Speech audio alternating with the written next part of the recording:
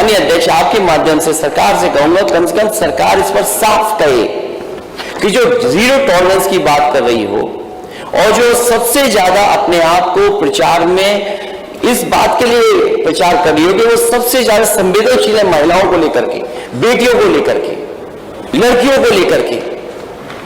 लेकिन अगर हम देश के और उत्तर प्रदेश के आंकड़े देखें तो महिला अपराधों में यूपी सबसे आगे है।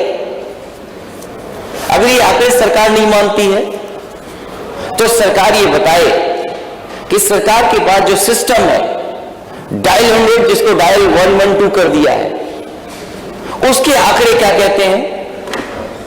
1090 जो बना था सुरक्षा के लिए, उसके आंकड़े क्या कहते हैं।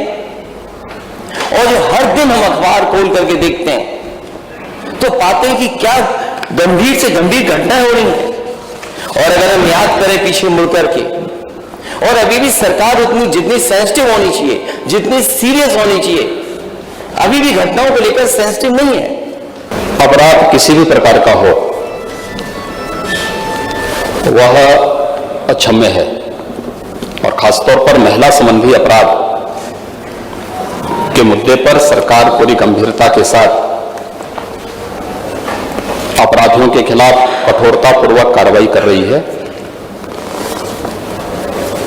ये भारतीय जनता पार्टी की सरकार है। यहाँ अपराधियों के बारे में ये नहीं कहा जाता कि लड़के हैं गलती कर देते हैं।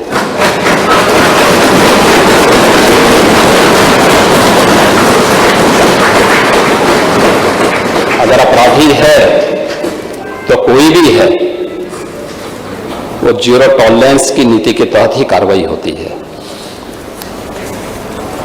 और नेता प्रतिपक्ष इस बात को अच्छी तरह जानते भी हैं, समझते भी हैं, उन्होंने स्वीकार भी किया है कि कार्रवाई हुई भी है।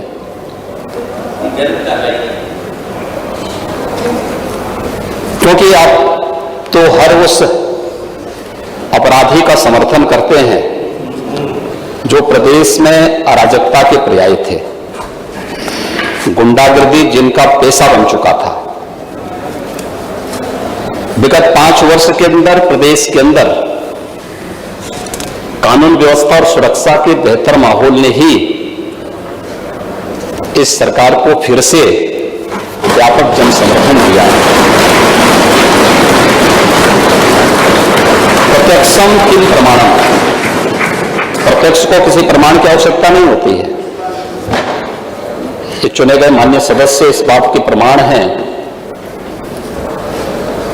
कि जनता ने इन्हें समर्थन दिया है। आधी आबादी ने जिस भाव के साथ समर्थन दिया है वह अभिनंदनीय है। मैं उनको सैल्यूट करता हूं।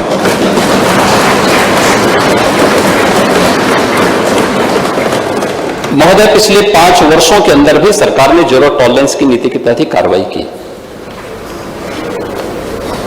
और फिर इस बात के लिए हम पूरी प्रतिबद्धता के साथ कह रहे हैं कि सरकार अपराध और अपराधियों के मुद्दे पर बिना किसी की परवाह के बगैर अपनी कार्रवाई को जारी रखेगी। सुरक्षा अधिकार, सबको सुरक्षा का अधिकार सबको देना सरकार की जिम्मेदारी है। लेकिन कोई व्यक्ति सरेआम अपराध करे, यह किसी भी प्रकार से सरकार स्वीकार नहीं कर सकती। और खासतौर पर महिला संबंधी अपराधों को लेकर के एंटी रोमियो स्क्वाड का गठन कुछ लोगों ने इस विधानसभा चुनाव के दौरान भी, या चुनाव संपन्न हुए उसके बाद कुछ हरकत की थी, लेकिन उस हरकत को कुछ ही घंटों में हम लोगों ने कंट्रोल भी किया, यूपी पुलिस ने कंट्रोल भी किया है। बहुत सारे लोगों ने गर्मी दिखाने का प्रयास भी किया, तो गर्मी भी शांत हो रही है, बहुत अच्छे ढंग से हो रही है।